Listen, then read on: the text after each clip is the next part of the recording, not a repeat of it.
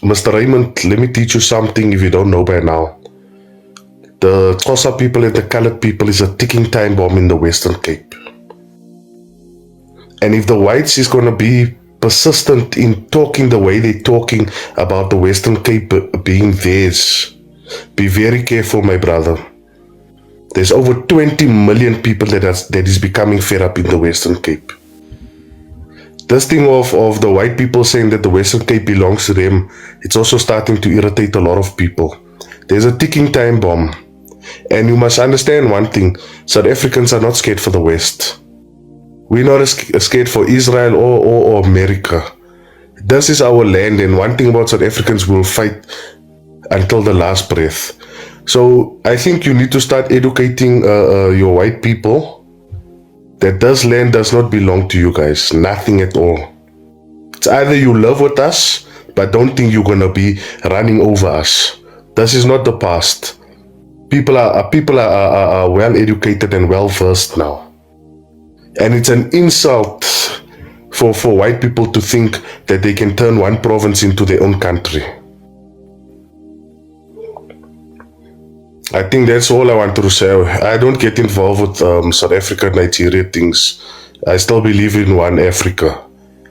But Mr. Raymond, and don't hide behind these social media things. Our people on the ground is getting fed up. They are fed up. They are hungry, and they're becoming desperate. I'm just disappointed by these African brothers who will come here and stand with Raymond. But Raymond, we don't have hate, bruh. If we had hate, I can tell you now, by the time we took independence, you wouldn't be in South Africa. We are designed differently. And we want to tell you now that your dream of thinking that you are going to take one province and make it yours, it will never happen. And Trump will never assist you on that dream that you are having. And as far as my brothers from Nigeria is it concerned, the sooner also you stop laughing at South Africa when you have your own challenges in Nigeria, the better.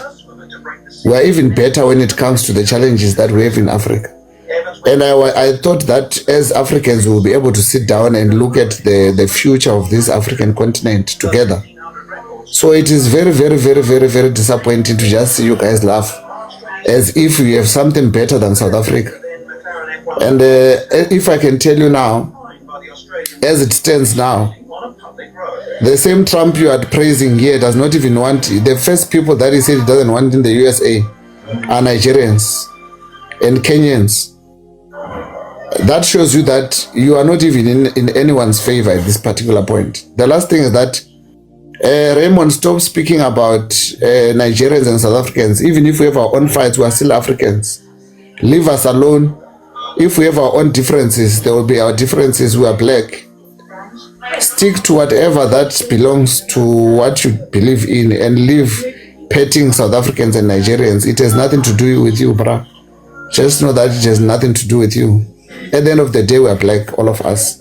We are brothers. The reason why they are busy scapegoating other black Africans. Your people are the ones who are the genesis of the problems in South Africa. This guy, he is the one who peddled powder into this country in the 1980s as part of biological warfare, as well as HIV. So don't come and talk about xenophobia like you're a saint. It's your people that is causing the scapegoating in the first place. You see, the way people are talking, as I'm telling you, people not hear. Okay. You are talking, he's clearly telling you there is nothing that we can do but to thank these people. Look at, they gave us Jesus Christ. Look at, devil is a black man. Look, white man, Jesus. Hey, you see what I'm telling you? Now, you want to go to heaven. You have to talk to the white Jesus first. You see, the black man is a devil. You see, the white man is Jesus. You see, be careful the way you talk to these people. You will not listen, you know. He's telling you now, even orange, you cannot control. Hey, please, Raymond, help me, help me, help me, oh, help me, my brother, help me. I want to go to heaven.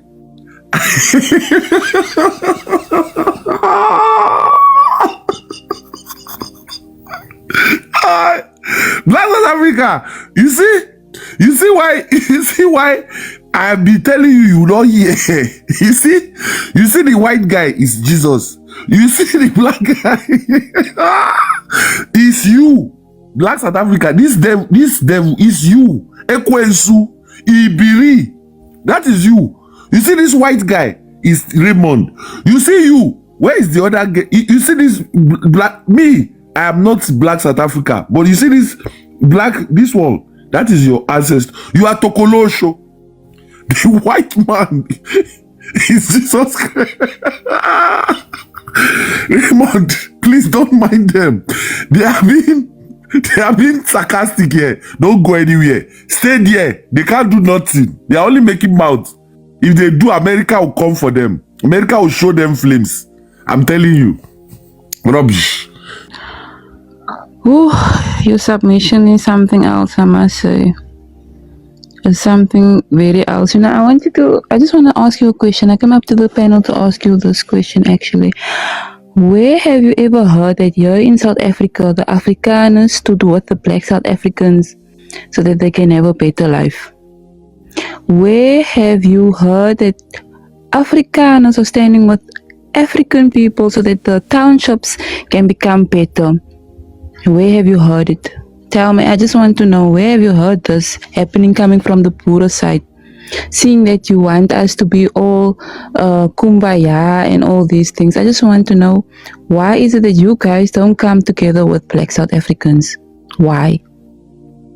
You see us fighting, you see us struggling. In fact, you know that we haven't even enjoyed South Africa since 1994, the black race of South Africa.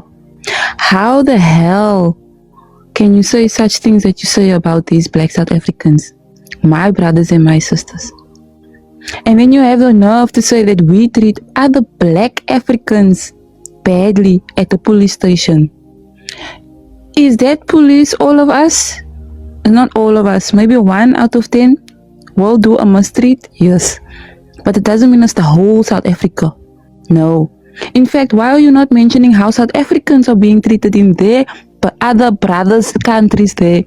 Do you know how they were treating South Africans in where's the Zimbabwe that was coming from Angola, that was coming from working in Angola, passing through Zimbabwe? They were stripped naked and took all their stuff, passports and everything. How about we talk about those stuff also? Mention that. As I hear people talking about Orania and Raymond, you know what? You people, some of you people, you can keep on dreaming, because I think you've got your imagination in your head, because you think Cape Town will be independent. That will never happen. Cape Town belongs to Western Cape. Western Cape belongs to South Africa. This is a Republic of South Africa. This is not Banana Republic. You understand? Now you are painting that like you are pushing the narrative that our African people, when they go to our police station, they are treated, which is a lie. You can say whatever you want to say. You can push that narrative. It's a pure lie. It doesn't matter. You will be attended in the police station. Yeah, it's a lie. We are facing the racism in Western Cape as a whole, not only in Cape Town. I'm talking about Western Cape. The racism still exists. You guys, Mizungus, you are irritated because there's no apartheid. This is a democratic state. We are living in a democracy, as much as we've got our own challenges. Yes, you still have economic power as Muzungus. You still have a majority of the land as Muzungus. But we are there, we are fighting. You understand? And I hear people here, they talk about Orania. Orania, it was just a piece of land. People, they mustn't come and talk about Orania, do the research and come here. Do you know, each and every time where there is an operation of our law enforcement agencies, they go to Orania and check what is going on there. People, they will come here and lie and talk about Orania as if they know what is going on there. There's nothing that is going on there. Those people are living their own there. My brother Bullet, I don't know where you got your information from. You said Trump don't want Nigerians. I don't know. Like I said, many of you need serious education. Like you need to leave that Muzungu system, you understand, and get proper education. So you coming up to say that nonsense, like Trump is only deporting Nigerians, that's a very big lie. According to the current statistics, I would have pulled it up here. We have more South Africans in America being deported than Nigerians. I repeat, we have more South Africans on the deportation list as we speak by Donald Trump. So don't come here and chat shit like it's only Nigerians on the deportation list. And for your info, if you don't know, Donald Trump's last daughter, his last child, is married to a Nigerian and she lives in Nigeria. So don't come, I don't know, you guys, you this minute you want to prove your African unity, the next minute you throw light shades. Sometimes I have this mixed feeling, right? But then I will always choose my black brother than someone that doesn't look like me.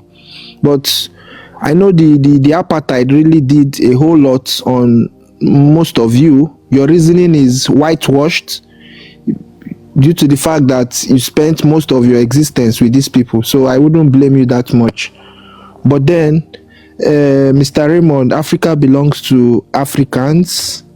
A black man can't come to Europe and clamor for an independent state. So I would advise my South Africans, wake up. The black man is not your problem.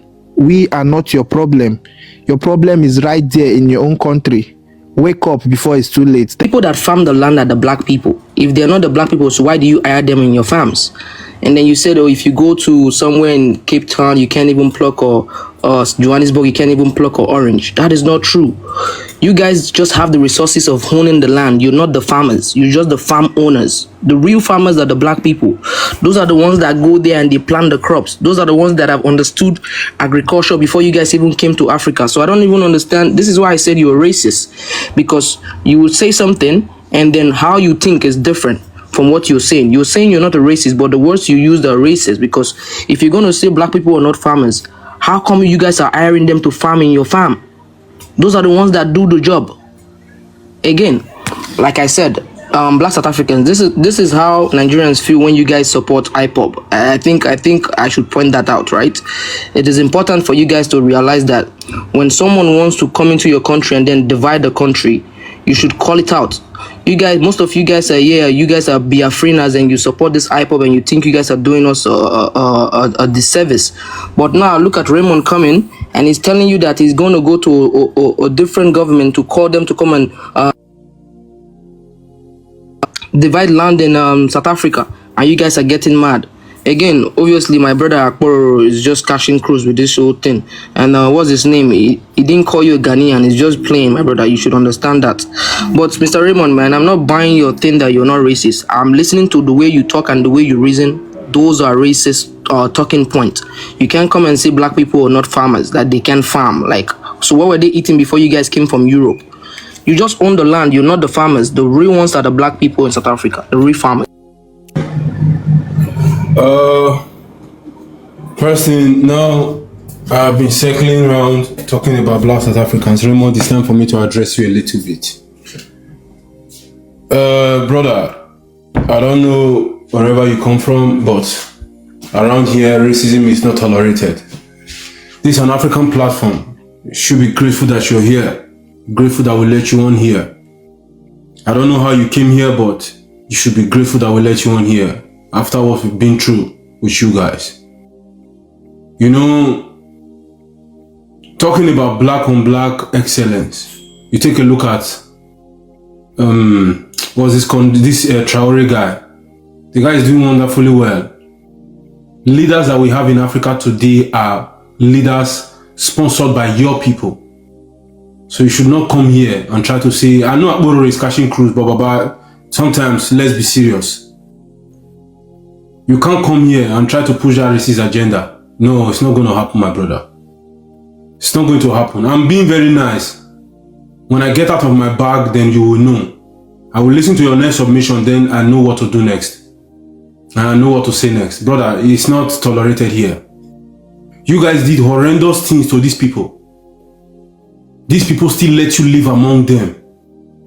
And that's, you should pray every day for that. You should go to the church and pray every day. When you walk on the street, you see these people.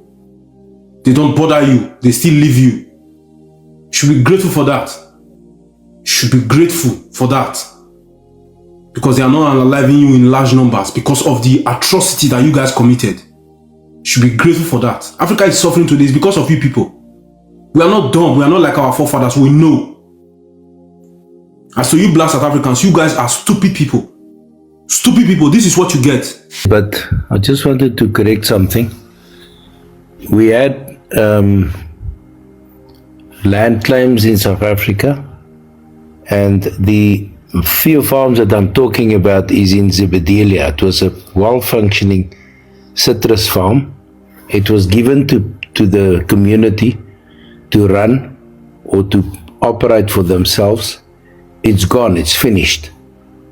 And I can show you many more examples. All we're saying is and you say you want to hear what is my comment. The fact of the matter is that if you don't want to work with the white South Africans, then get the Cubans, get the Russians, get whoever you want to. But we are not going to go anywhere, and you know they have to tolerate me. I don't know if you're from South Africa. You don't have to tolerate me. I have done lots of work for Nigerians, for Ethiopians, and they are more than welcome to come to my office. But what I've experienced at our police stations is xenophobia on everybody that comes that's from out of South Africa. It's sad. You must see how the people from Africa gets treated at our police stations, gets treated at our home affairs, and then you want to attack me? No, man, go and wake up. Just know, we Nigerians, we don't support you. We don't support you in any way, shape, or form. Just have that at the back of it. But we will not allow you to deceive us with your eloquence. You said crime was a problem in South Africa. We've been a crime-ridden, since the armed struggle. What? When we are trying to bring in the very fact that foreigners are a problem in the country, you tell us that, but South Africans also commit crime. I'm just failing to understand what point are you trying to make there with that. Since South African, no, wait. Since South African, allow him to finish, Baus, and then you will engage after. I'm just trying to understand. Since South Africans commit crime, therefore we cannot make South Africans an exception, and it means we also need to accept that foreigners also commit crime. Your point is irrelevant. I have to be honest. Your point, it's better to deal with South Africans than to deal with foreigners. Our systems are over flooded currently. You cannot be standing such a position with crime and not take the very same position with health, and not take the very same position with education, like water supply, electricity. If you stand with that point that since South Africans commit crime, therefore we have to accept that foreigners also commit crime, I'm failing to understand your point, and how is it even relevant to the struggles of South Africans? Like, it doesn't make sense. We are having a problem. Our systems are overloaded. Everything is not functioning properly. And you will bring such a comparison that since South Africans do it, so therefore we need to also be okay when foreigners do it. Like, I'm failing to see what point you're actually trying to make with that. Can I answer, my brother? No, you can't. Okay. I'm still talking. So, look. The thing that we are trying to do here, we're trying to fix our system. You can see that we can't pass the budget now because of we have stretched the budget. Not, like South Africa doesn't have money because of the budget is overstretched. We are covering things, we are doing a lot of things that we as a nation can't afford our very own people. So you can't be saying foreigners must actually be prioritized if our very own people are not prioritized. Because you taking a stance such as that, it shows that you have put foreigners and South Africans at the same level. Like that is so like I feel like the EFF, one thing that EFF needs to do, you guys need to admit that foreigners are a problem in this country for starters. That thing you need to recognize that thing is a problem. We have a serious problem of foreigners in this country. Second to that, you need to admit that our budget is overstretched because of it's taking care of foreigners as well. Don't tell ANC is corrupt. I don't even have anything good to say about the ANC. Is corrupt to the core. But at the very end, at the very least that EFF can do is to admit that foreigners are a problem. They need to vacate. Also, Malema is changing his tone now. Hey, go vote, Zimbabweans. You must go back home. You cannot be staying in a place that is not your own. He's changing his tone now because of he understands that this thing is a problem. Guys, let's be honest and deal with South African problems. Whether it's white, whether is black, if you are a foreigner, we need to attend to that and try and fix South Africa and make it for South Africans before we open it to everyone. If a first world nation such as America is dealing with foreigners, if a first world nation such as the UK are having immigration problem, who are we? Like first world countries are dealing with immigration, but here in South Africa we're like Mother Teresa, come all ye people, we'll take care of you. Why we can't take care of our own? Can I just answer and then you can speak, Kazam? Yeah, Kazam Shimangazo is next. You will speak after. I don't know if it's a lady or a gentleman, but you will come after them. Okay. Please make it short, bouts, because there are panelists who haven't submitted, and I've got a long line of requests. No. Let me just finish on stage, ne?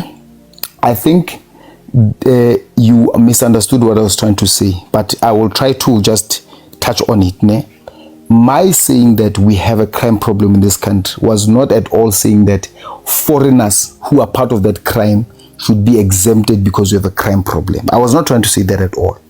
The point I was trying to make was that the foreigner problem that we have in this country is the responsibility of the ANC government and the GNU to resolve, because they are the cause of that problem. All foreigners, especially those who are illegal in this country, can be resolved in 12 months if the GNU government really had the political will to take them out of this country. But you cannot put the blame on the EFF for saying Africa should be for Africans, as if we open the borders for them. That's my point. Mafaita, let me help you out there, please. Give me the floor for a few seconds. Go, my leader. Thank you. So, if we all want to say that EFF or Julius Malema doesn't want to admit that that foreigners is a problem, then I don't know. I really don't know. But first, what we have to do, and I know I say this a lot on lives, is we first need to agree that 1 + 1 is 2. That is first, all we need to be on the same page, right? So now we have to ask ourselves, was EFF in power? No. ANC is in power, right? So we can say foreigners contribute to the crime rate of the country, right? What is the current government, which happens to be the ANC government, doing about it? They're doing nothing about it. The foreigners have been jumping over, not even jumping, just like strolling across our borders for decades now, and the ANC government has been doing nothing about it. There's immigration is just kind of non-existent, right? So see, our CIC and EFF is actually giving a solution. It's the only political party that's actually giving a solution. Well, wait, my brother. Wait, just there. You spoke quite long. I didn't finish speak. You spoke quite long. But I think you are responding to what I was saying. Are you not? Well, kinda. On stage, let him talk. Let him finish. But I mean, we have let to him finish. It's fine. But I mean, we okay. have to Let him agree. finish. We have to agree on certain things, right? So it's fine for you to point the finger at EFF or but who carries the responsibility of immigration? Immigration policy. The immigration policy is non-existent. It's broken. Let's not say it's non-existent, but it's broken, right? The same like our defense force is broken, right? Are we going to point the finger at EFF, right? Or are we going to point the finger at ANC? And in Western Cape, the Democratic Alliance, right? Like, it's like, we all don't agree that 1 + 1 = 2. The other thing is that we all agree that, we don't want to listen to this propaganda and that propaganda, but we're still listening to propaganda, because now you're being told, I know I'm quite radical in my thinking, but we're being told that South Africa is the most dangerous country, or one of the most dangerous country in the world, but the USA is known for having the most incarcerated people in the world. So how does that work statistically? Because I'm not good at statistics. Because I'm a simple thinker. 1 + 1 = 2 to me. You can't accuse South Africa of being a crime-ridden country, but the US is sitting with the most incarcerated people in the world, right? Then, if we go back and we look at the country now, and we look at, just the Zulu culture, which is one of the biggest populations in South Africa, or the biggest population in South Africa. Yet we've been told a story that at the Blood River battle, that a couple of hundred voortrekkers defeated the biggest Zulu army, and we're still going to believe propaganda, but there's still thousands of Zulus around. If you go to the US, right, you can clearly see, look, a battle happened here, and there was a defeat, because the Native Americans are almost non-existent. So they were defeated. So how do you defeat a people, but they're still the biggest population? So why is it that we're so easily going to listen to this propaganda? Why is it that we're so easily going to listen to, look, the country is crime-ridden, it's the most dangerous country in the world, and then we need to find a problem. Please learn so that we can give others a chance, because you jumped the queue. There was somebody who came before you, but you jumped the queue, so please just wrap up so that we can give others a chance.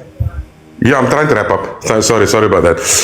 But yeah, so then we want to say that the problem of crime in South Africa is because of foreigners. And we've known this for how long? But still, the ANC will not brush up on their immigration policy. So we need to I think we're not thinking logical. If you're still going to look at the ANC as, they're doing something good, or the DA, they're doing something good, and then wanting to blame the EFF for what? You know what I'm saying? But yeah, that's all I need to say. Okay, you see that on stage. Your accent is giving apartheid. I'm sorry to say. Yeah, but anyway, guys, I can't be jumping the queue. I see that Pulse raised his hand, but Lakasha came before me, and Malvin as well. So I will go. Yeah, on stage you can go ahead. Just make like 2 minutes. This ANC entrepreneur Jay was protecting Volkswagen. That's why he went to Malema. Now he wants to talk about accent giving colonization. No, that's one is protecting Volkswagen. Volkryk because he believes in Volkryk. Yeah, but the accent is apartheid. I will not lie. Guys, no, I like Jay very much. I mustn't be like Jay, wait, please. I'm not speaking as if I hate Jay. I like Jay a lot. Jay, when you are wrong, man. Right. On stage, please come, make it short so that we can move to Lakash and other panelists who haven't spoken. Kazam, let me just say this. There is something we call ideological contestation, where you go into a country, you search for people that support what you stand for. What Zimbabweans are doing, actually every African, what they are doing in South Africa, they come to South Africa because they know that there is a political party that will back them. They come to South Africa because of they understand that there is a thought system in this country that supports the unification of Africa. The brazenness of foreigners is backed by a certain political system in this country. The fact that they are so brazen in breaking the law, they are so brazen in jumping and doing everything, a political voice gave them the assurance that they can do that to come to South Africa. So what we are seeing here, even though ANC are in power, a political voice gave foreign nationals a power to break the law of South Africa, to find their way in South Africa. I don't think you understand the depth of a political voice uttering such careless sentiments and giving these people a leg to stand on when they come to South Africa. A political voice gave them the right to break South African laws in order to find themselves in South Africa. What people? Talk to me. Tell me what people. Kazam, please allow him. Don't disturb him. Allow him to finish. Otherwise, you're not gonna finish. Please don't interject. And wrap up on stage so that we can move. Yes. Let me land by saying this. Everyone goes to a foreign country. They look for something that they can identify with. And at this point in time, majority of the foreign nationals in this country, they can identify with the EFF. They can identify with Pan-Africanism. That is why majority of them, when they come to this land, one thing they say boldly is that Africa is for Africans. There is no foreigner in Africa. You do not need to think deep to understand which political party they identify with when they get into South Africa. I land them. Okay, so which foreigners are you speaking about? It seems to me like you're speaking about black foreigners coming for African foreigners. I'm against all foreigners. Let's have the next speaker talk. Yes, Ulakasha, guys. Ulakasha has been here for more than 30 minutes. Can we please give him a chance to submit? Ulakasha, are you there? Lakashi.